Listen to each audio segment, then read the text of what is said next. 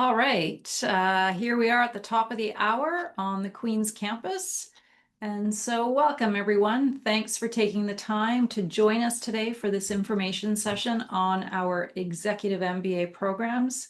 We're really pleased that so many of you have taken the time to learn about them. So my name is Gloria Sacco, and I'm the director of our Executive MBA programs here at Smith School of Business. And I have the pleasure of facilitating this webinar today. Here is what our agenda will look like. We'll talk a little bit about motivations around pursuing an executive MBA. We'll also go through the features and benefits, the nuances of both of our executive MBA programs. You see them listed here. We have our national program and our Americas program, and we'll talk about the admissions process. And we will be thrilled to have any questions that are on your mind presented to us. Please make sure that you use the chat function to share those questions. Elizabeth McKittrick, who you see there, will monitor that and answer questions as we go through. And we can also pose questions to our panelists. We'll have a Q&A towards the end of the session. And throughout the presentation, I'll weave Eleanor and Jordy into the conversation to share their insights on different aspects of the program. So you can see here that Jordy and Eleanor have joined us. They are graduates of our programs. They graduated earlier this year.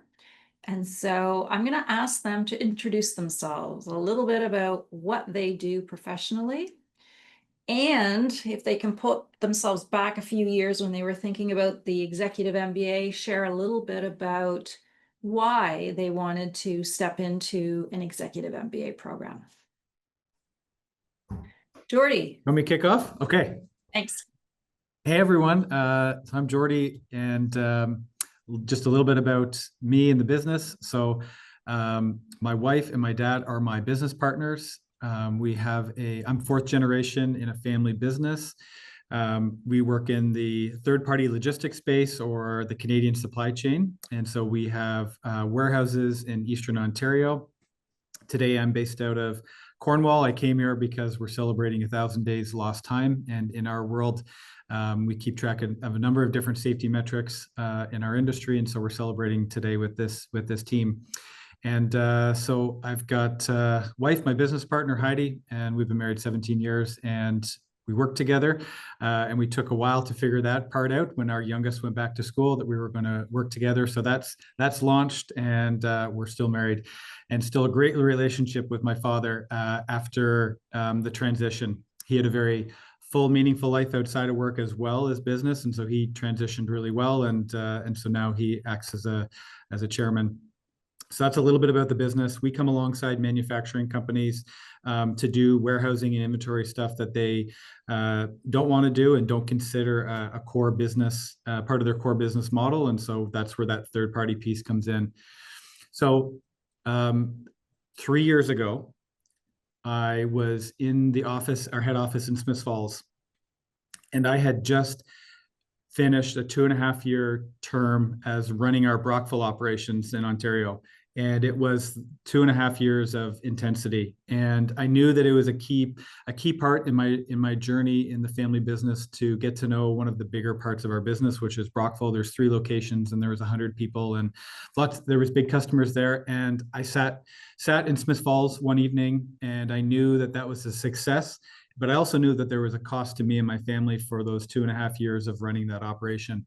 And I've always considered myself the chief training officer, in that if I can find someone in our organization who's got a willingness to learn, I will make sure that we plug them into something. I love doing that. But I had realized after 2.5 years that I hadn't done that for myself. And so I sat down and started to Google search. I don't even know what I typed into the search, but I was literally 5 minutes away from seeing the Executive MBA advertisement on the right. And who actually clicks on ads? I clicked on an ad. And all of a sudden, over the next few days, it became very clear that this was the right thing for me to do at the right time. And when I told my wife that I was thinking about this, and my father, the look on their face, they were like, yeah, this is good timing. And I was at a season where the I'll use the fuel tank because we're also in the trucking industry. My fuel tank was very low spiritually, emotionally, and we'll say mentally or education. The tank was low and I needed to do some filling up. And so what started as like, let's find an in-person course that was very important to me, led to I'm filling out an application for an MBA program, and I was always that person who said I was very unlikely I was going to go back to school. So sorry, long intro, and that was what got the application started. And then there'll probably be another point where I can share what happened from there. Okay, good teaser. Thanks, Jordy. Eleanor, over to you. Awesome. Thanks, all. So my name's Eleanor, and I work currently located in Santiago, Chile. And I had a bit of a story of how I ended up here through the MBA Americas program. So I am an engineer by background, and I've always worked my career in major project development in oil and gas or mining.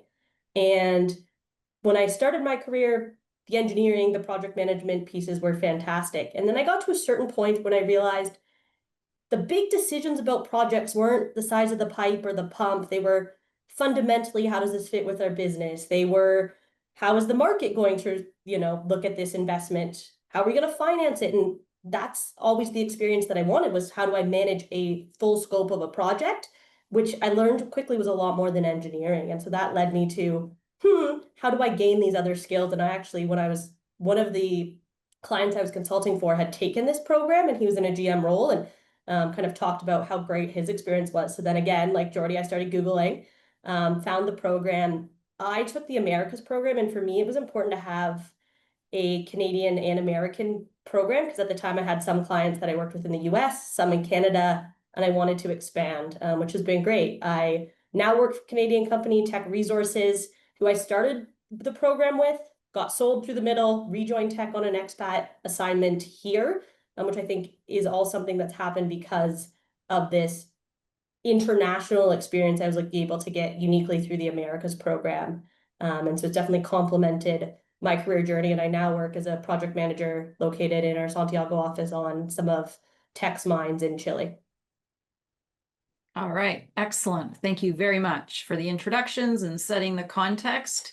That is helpful, and we'll come back to you both.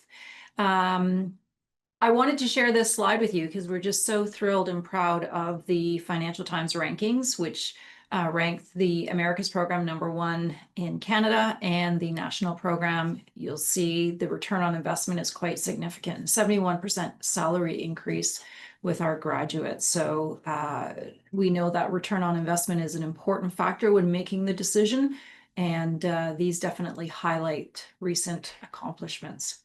We heard from both of our graduates around their motivation for taking the program. Some common denominators that we see is we attract people who want to make career switches. So they move from one industry into another. They advance their careers. They move up in the organization. The EMBA is a terrific way to support them to prepare for more senior leadership roles. Or they go off and they start new businesses. And it's always so really fascinating to see individuals who had never even thought of entrepreneurism venture out on their own. And this program gives them the tools, the frameworks, and the confidence to be able to do this. If you go to our website, when you go to our website, you'll see a lot of information there about our programs. And there's a couple of things that I wanted to highlight for you and include Eleanor and Jordy in the discussion of these points. These are some of our differentiators. One is our team-based learning model. So everyone that's in the program is assigned to learning teams. We'll share a number of best practices with the team to really set that foundation and launch the team, and assign a team coach to the team so that you have the ongoing support. Like the real world, you've got to get work done with this group of people that we assign you to. And so in our programs, about 40% of the work is team-based, 60% individual. So you really lean into these folks to complete assignments, but you also lean into those folks when life may throw a curveball or you need some additional support from these individuals so that you can deal with what's going on at work or at home. And so there's a tremendous learning opportunity here in that team-based learning model. And we hear from our graduates that it's one of the first things that they take away and start to implement in their workplace. And so I wonder, Eleanor and Jordy, if you can comment on the team-based learning model. How diverse was that team? What were some of the key takeaways for you from working in team throughout the EMBA? Eleanor. Wonderful. So I will start and say my team-based experience was wonderful and one of the things that I look back most fondly on with this experience. And so we were a team that was located across Alberta, and we really supported each other, I think, professionally, and I learned a lot from my classmates. But the part I'm going to highlight on is really the professional support that I received from my teammates during this time as well, and the kind of personal support. So our team was a great place to practice some of the things where I'm like, ooh, I want to try to do this in a meeting, but I would never do it in a real meeting with my boss. So I would do that in our team meetings, and you could be quite open about that in this team safe environment. But it's also a real environment where there were 6 of us. We all came from different backgrounds in some manner. And we all wanted to get something out of the program. And when I look at what my teammates have got out of the program, like I've made 5 great friends that I still talk to out of it. But we also ended up with, I think, 4 of us had new jobs that involved either like industry or job transition. 1 new company born, a new baby born. There was some loss and tragedy in there. And I look at it like it was really the support that we had from a personal level. That when someone wasn't there, you pick them up, you help them with that class. When someone else's class wasn't there, you pick them up. So I think there's the team-based learn how to be a good teammate. That's important, but it's also the team helps you get through the program, which I think would be a very different experience than if you tried to do this on your own and didn't have that support with your studies and your life during kind of the 2-ish year period. Jordy. For me, the team environment is a mimic. It is an example of the high-performing teams that you're either part of today, or you hope to be and want to be part of. The high-performing team is a real thing, and there's a bunch of structure given in the background to how to run a meeting, and you'd think, well, it shouldn't be that hard, but actually, the teams that committed to like structuring a team meeting and a certain allotment for time, rotating chairs, like there's all these little details in the background that they completely walk you through at the beginning, and you can customize that, of course. Like at the end of the day, you're adults who have to get something done, so you can customize however you want. Just there's a really strong framework there that makes it easy to put that right over into the real world.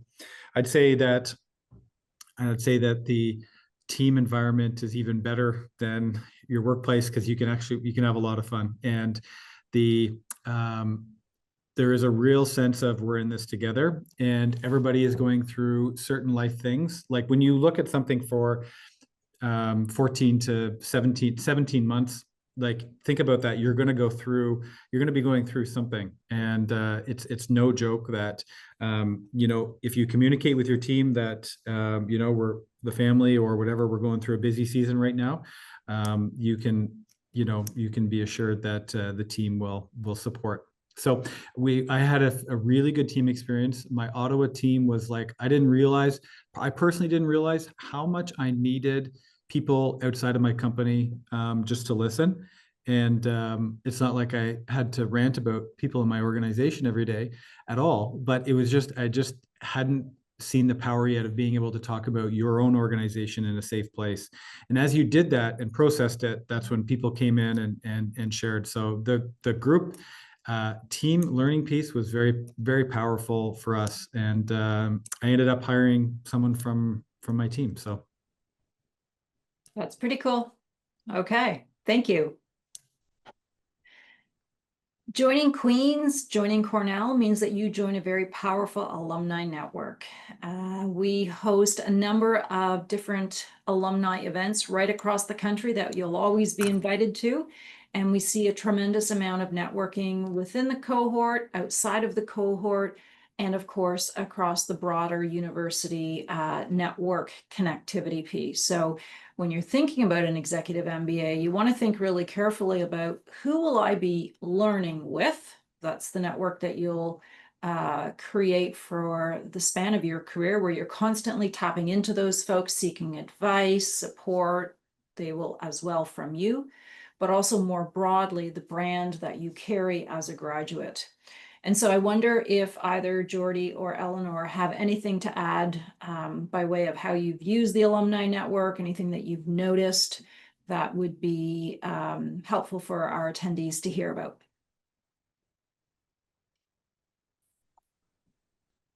Eleanor?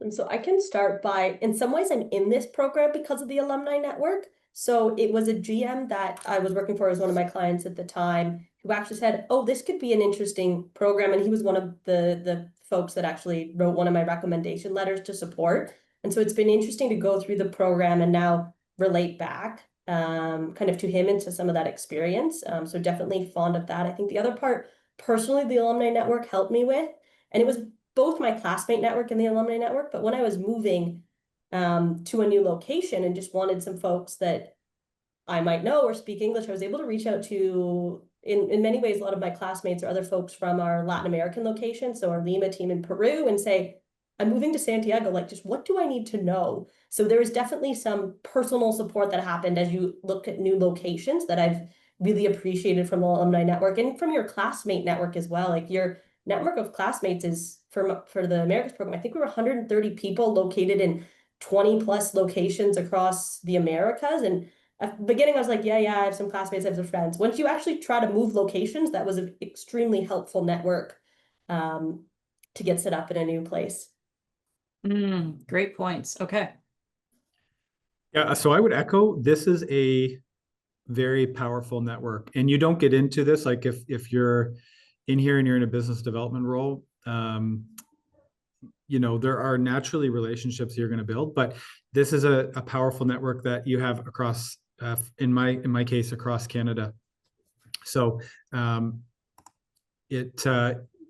so you've got people to call now in different cities. You have introductions that you can ask for.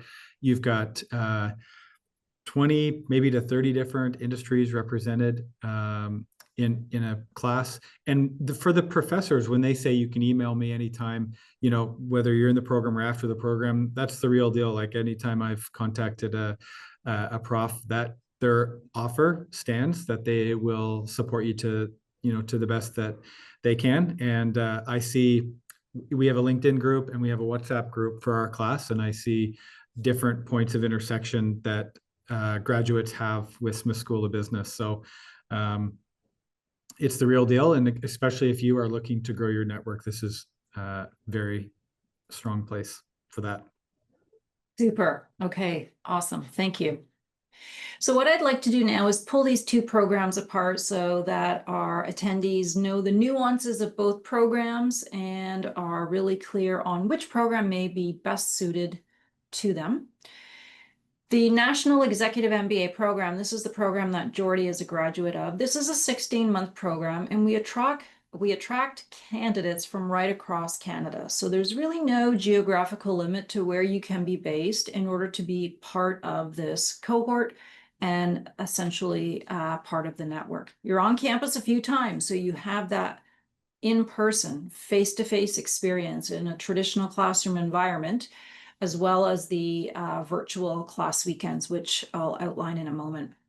The common denominator with everyone in the program is management experience. So the diversity of backgrounds is very rich. Everyone has either people management or project management experience. And so you'll see that in the admission criteria. And that's really important because we want people to be able to share stories, bring those experiences, talk about leadership challenges in the classroom to support each other, to inspire each other, and to contribute to the peer learning environment that we create here at Smith School of Business. We know that this is going to be the busiest time when you're juggling work, life, and school, and so we do provide a lot of support to our students. We assign project advisors to the two projects that we'll talk about in a moment. There are coaches that you can reach out to support you along the EMBA journey. And there's a dedicated staff team that will support with all of the operational details, uploading information to a class portal, sending you materials as needed, and essentially be your point person to support in any way that they can. All of our students are required to complete 2 projects, an individual project and a team project. The projects are the same for both programs. So the individual project, you can complete either a management consulting project where you are tackling a live business need of an organization of choice and essentially coming up with a recommendation or a solution. And the team-based project, the team is required to find a client, travel to that client site outside of North America, and again, work on a live business challenge that they have identified that needs some support and some counsel. And so the team project, we really want you to have that international experience, and that's why the requirement is to travel outside of North America.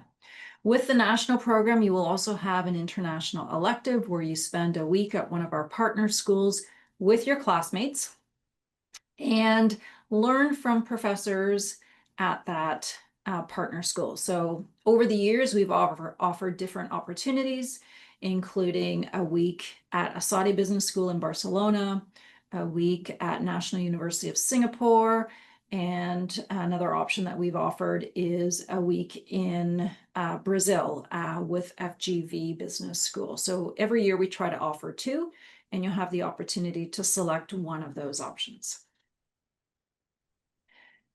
By way of the structure of the program, there's a real cadence to it. So that one intake in the summertime happens in August. So that entire cohort from across Canada comes here to the Queen's campus, and you share time together in the classroom environment. The first 2 days are team building, so we invest heavily in that process of teams getting to know each other and launching student teams. And then you get right into the academics. So we try to expose you to as much of opening session as we can while you're with us for about 10 days in August. Then you'll notice every other weekend you're in class, Friday all day and Saturday morning. So Friday you're in classes from 9:30 until 6:30 p.m. Saturday from 9:30 until 1:30. Teams typically work together that afternoon, but it really is a team decision. You're back on campus for a week in February. And then in October of your second year, you're away for approximately 2 weeks. And so you'll see that we've shaded out that month of October for the most part, but it's in that time frame that you will complete the international elective at the partner school and tack on your business travel to visit your client for the global business project. Now, the Americas program is slightly different. It's a dual degree program. So you're earning a Queen's MBA and a Cornell MBA. And Eleanor really did hit this point when she was making her selection process, as far as this program is really great for people who want more US context, are looking to perhaps move to the US or work for a multinational. So it's a great program for individuals who have that US component that they would like to have further interaction with other students in the US and a greater level of understanding of US content. So it is an Americas program. I like to call it very north and south. You've got Canada, the US, and South America represented in your classroom discussion. You still have the diversity from a student body perspective, given that everyone has management experience, and you will have that same exceptional level of support from the variety of coaches and the administrative team and faculty team throughout the entire EMBA journey. This program has a few elective options. When you're on campus with us, we'll give you some electives that you can dive deeper into based on what your interests are. And it is an 18-month program that looks like this. One intake each year. That happens in June. And so you're either on the Queen's campus, the Cornell campus, or both campuses for that opening session. In December, everyone is in Toronto for 4 days at our Smith Toronto facility. In late March, early April, the Cornell Tech campus is where we meet in New York City. And then in November, it's a combination of both Cornell and Queen's campuses. And then outside of those 4 on-site sessions, the class weekends are every other Saturday, Sunday. So again, a full day of classes on the Saturday, Sunday morning, there's a class, and then students typically use the afternoon for team meetings. Now, these calendars represent the class that currently started this summer. If you go to our website, you'll find the updated dates for the class that is going to join us next year. And please know that once we publish the dates, they're pretty firm. We don't go moving them around, so that you can start to plan on your end, knowing that scheduling is quite important to the busy people that we attract to our programs. From a cost perspective, what you can see here is the cost of our programs, the national program at $120,000 and our Americas at $177,749. That typical payback is from RBC. Most people will use the student line of credit to finance the program, and RBC tells us each year that the payback happens within that 3 to 5 year time frame. Now, the cost of these programs includes meals and accommodations when you're on campus. Your travel to the campus locations is outside of the cost of the program that you see listed there. As it relates to financing, I mentioned the RBC student line of credit. There's a lot of information on our website if you want to find out a few more details around that. You can borrow $10,000 annually from your RRSP under the Lifelong Learning Plan. So because you're enrolled over 2 calendar years, that's $20,000 potentially available to you. There are educational tax credits available annually. So there will be some non-tuition portion that you can gain back. And there are some corporate sponsorship opportunities that I'll speak to in just a moment. There are some scholarships available. They are listed on our website, so I refer you to the website for those details. This year, we launched an initiative called the Employer Sponsorship Program, where Smith will match up to $20,000 of an employer's contribution. So we have found incredible interest and uptake in this opportunity. And so that's something that I encourage you to have a look at. We've got some documentation that we can send you if that would support you. And please note that there is an application requirement that the paperwork is completed 1 month prior to the program start. All right, I'm going to turn it to Elizabeth McKittrick to take us through the application process for the programs. Liz, over to you. Okay, thank you so much, Gloria. Hi, everyone. Thank you for joining today. It's nice to see some familiar names on the call, and nice to hear from Jordy and Eleanor as well about some of their experiences. So as Gloria mentioned, my name's Elizabeth, and I'm the recruitment advisor for both the National and Americas program. So really, I work with potential applicants to help them answer questions that they may have and provide them more detailed information about what the programs look like before they officially start the application process. So maybe at this point, you might be thinking about taking that next step and potentially starting that application process. So I'll share with you a little bit about what that looks like. So once you decide to begin your application, you will submit an online application form, and from there, you will be paired with an application advisor. So their role really is to guide you step by step throughout the application process and answer any questions that you might have as you go. They're really your main point of contact for all aspects of the application, and they will help you and support you to bring your application file to the admissions committee for a holistic review. So for the application process itself, there are a few steps. First, we really want to be there to help you understand what the program is all about, and really to ensure that it is the right fit for you. So that is what we refer to as that preliminary assessment. This is really a better chance for your application advisor to learn a little bit more about your professional and academic background, so we can guide you to a program that would be the best fit for both your personal and professional goals. So for both our Americas and National program, as Gloria mentioned, there are quite a few similarities, and specifically with the admissions requirement. So these programs are designed for those who have around 8 to 10 years of professional experience. And we want to see management and leadership experience embedded in that as well. So this could be project management or people management, depending on your industry and your career trajectory.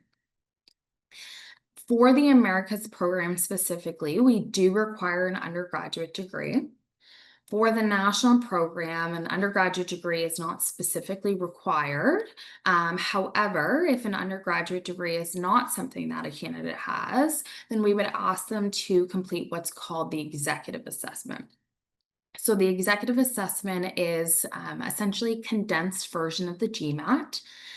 Whereas if the GMAT, you would be required to spend several weeks preparing for the exam and writing it, the executive assessment takes typically around 1 month to prepare and write.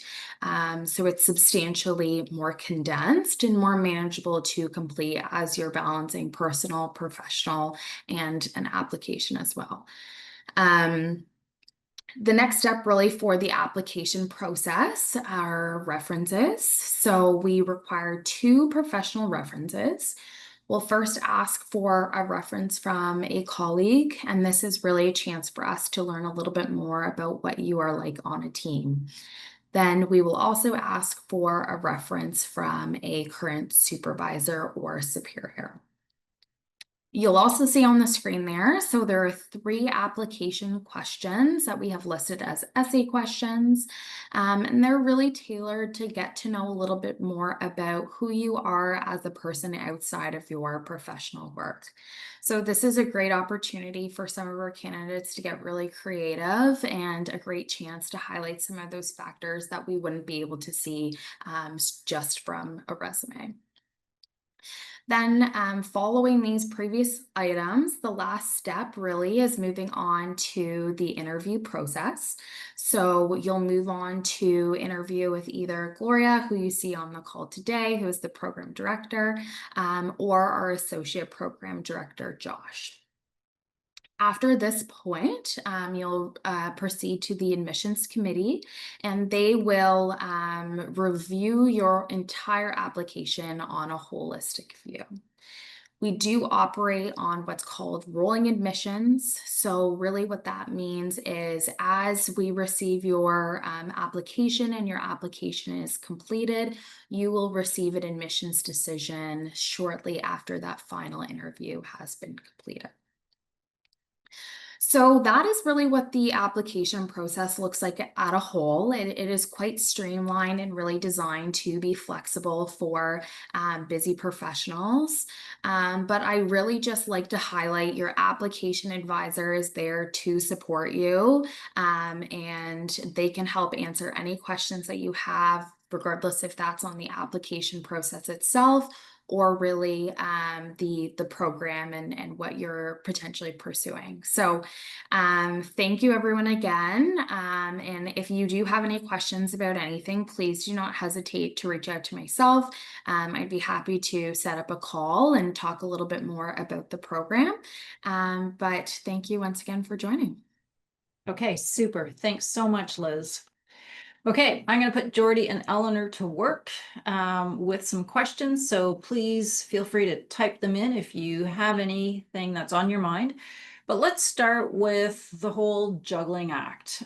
We attract busy people. You had a lot going on at work, a lot going on personally, and then you layer this program into the mix, which on average can be about 25 hours a week.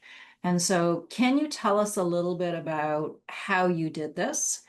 And if you would be willing to share any support mechanisms or learnings that you developed that would be helpful to the next generation of candidates. Who wants to go first? I can jump in. Okay.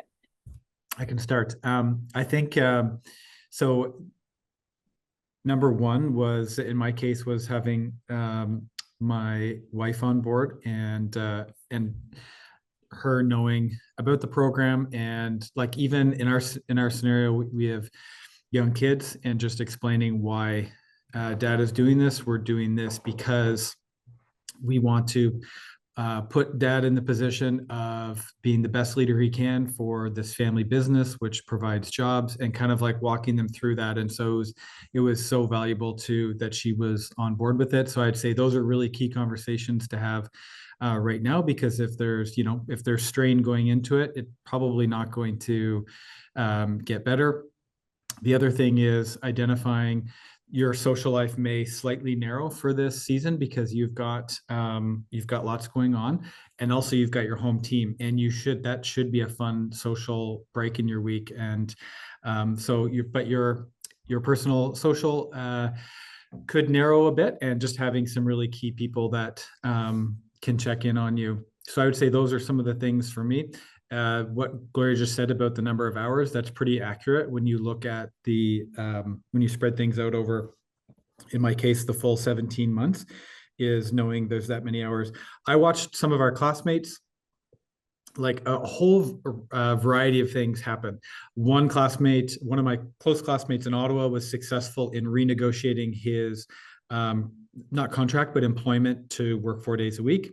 And his boss knew the end goal of having a more equipped person at the end of the program. And so, short term for long term. I had another classmate who their boss was like, "You're doing an MBA, you're a smart person, you can have more projects."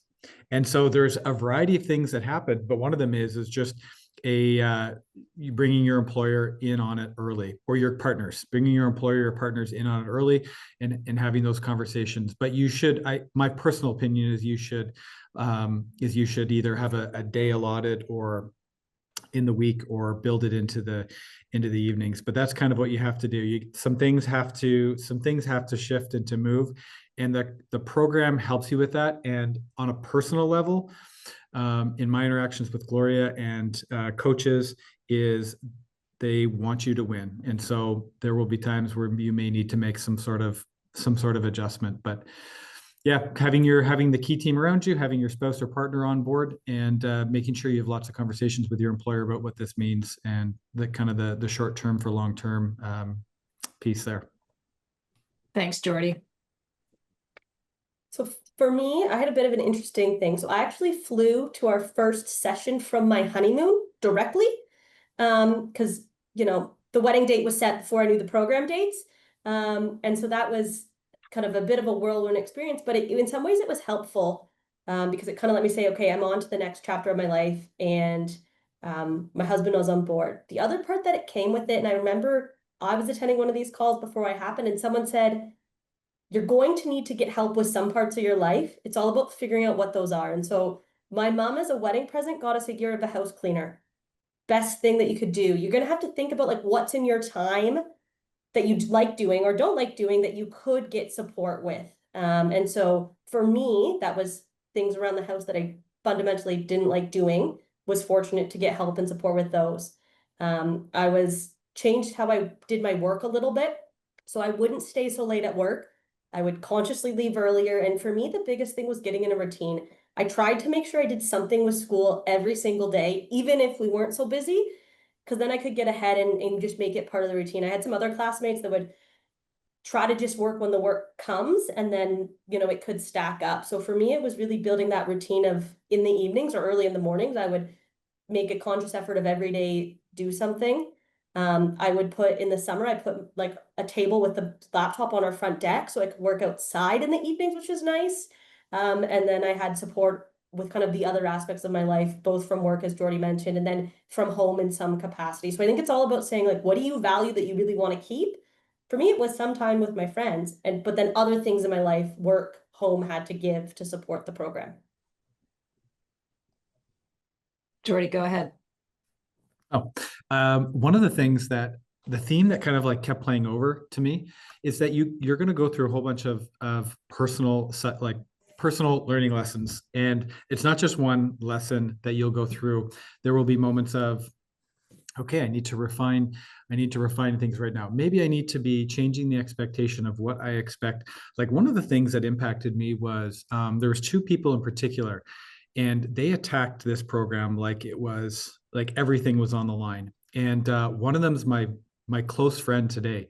And I just had to tell myself, like, so I have family business and 4 kids. I'm just in a different stage, and I'm getting off track a little bit here with answering that question, but there was a number of times in the program I had to reset my expectations. Right now, I am not, I am, I have kids in the business and he's at a different stage. And so there was some of these resetting moments, but one of the things, this sounds maybe worse than it is, but this program comes at a cost. And in a few different ways, but again, when the key people around you know that and you're in it together, then it becomes easier. And so for me, two of the kids were particularly annoyed at me for evening calls and meetings.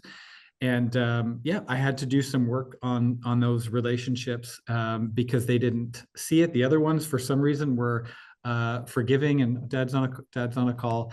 And so, it comes at a cost, but it's worth it. And, just took some work to make sure that things are in check and that this is for a season. So Gloria, you just put me on mute if I'm scaring people right now, and I'll be done sharing that perspective. You're not scaring people. I feel that both comments are but what you both shared with us, a couple of things come up for me. One is this program really supports our students to become very laser-like with their focus, which I think is an amazing skill to develop as we prepare leaders to take on more at work. I mean, a leader never has enough time or all the time that they want to make decisions or to attend to everything. And so very quickly, you've got to figure out, who are my supporters? How do I manage expectations? What do I need to let go of? What can I delegate? And the process of going through this program really does help with that leadership development, that leadership formation piece, and really understanding where your time and talent is best put towards. Fair? Yeah, and I'll just add one thing. So picture this: you're learning new concepts, and your way of thinking about problems is evolving and changing for the better. And you immediately think back to, how do I apply this to work? Which then now you're starting to think about solving a problem for work, and you're adding more to your schedule, right? You're adding more to your capacity. And back to Gloria's point about being super laser focused is the two things are intention a bit. You're learning stuff that you want to apply, but actually for a season, there may be some things that you just can't do. And again, for me, I had to let go of control, and it was very hard to let go of control. And I don't think I even nailed it that well. But for me to be able to finish and finish okay, I had to let go of some things at work, and it was hard. Yeah. Eleanor, go for it. I think that's exactly right. I think the other part is when I came in, I had it very much like, well, I can just do it all. And I think you quickly learn, how do you switch that to, here's what I like to do and I'm the best at. How do I focus my skills, my talents, my efforts there, and work to delegate, get support on everything else? And I actually think the team was a good place to do this, where rather than feeling you had to do it all, you actually said, oh, we had someone with a communications background, and my goodness, she wrote so much better than me. So like, let's use that talent.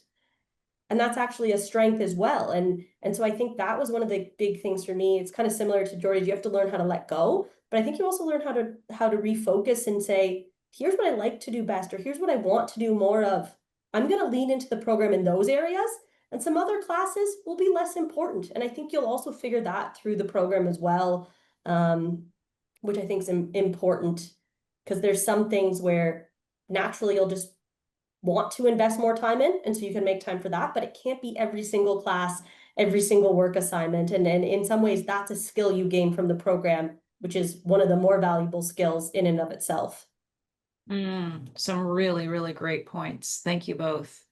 Okay, there's a question from an attendee. Really admiring your firsthand experience being in the program.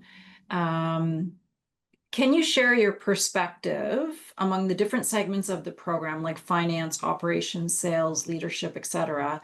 Which part did you find most impactful in shaping you into a better leader?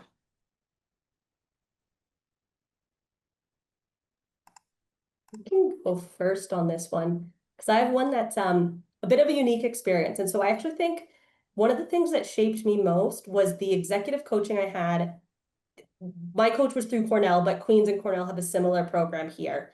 And I think what I take away from that was you're always going to have some things where you're good at or focus on. But one of the things that I struggled with was how do I just like, I constantly move the bar of like, oh, I can do this, then I can do this, then I can do this, which I know some people have. And so I felt a bit like an imposter in the program. And she really helped say, no, work through how to have some internal confidence to work on it. Because it wasn't actually like the learning in a class, it was the rethinking about how do I show up and present myself confidently, whatever the topic is, whether I know it or not, that I think I took away. And that was from the executive coaching, which came outside of the program. So I think that's the another part that's so helpful with the program is there's all these other resources that you can pick and choose and I would suggest utilize because that's where I think I had the biggest gain individually was how do I change my thinking and work one-on-one with an executive coach throughout the program, using the program as a place to try it out so that you leave like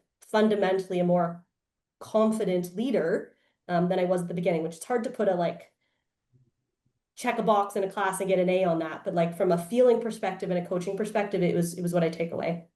Okay. How about for you, Jordy? I'll maybe make a general statement, not speak about one course, but so for me, case learning was exceptional. And when I left the program, I said to myself, like, whenever I'm around leaders, I would love to figure out a way so that we can be working through a case a few times a year, because when you work through a case and you put your minds together to solve another problem, it actually stimulates in you some thinking that you haven't done yet for your own organization. So number one, there's a lot of casework, and this will be valuable to you currently and then in the future. And secondly, the individual assignment that Gloria referenced. Hopefully this is an okay time to talk about it, Gloria, the individual project.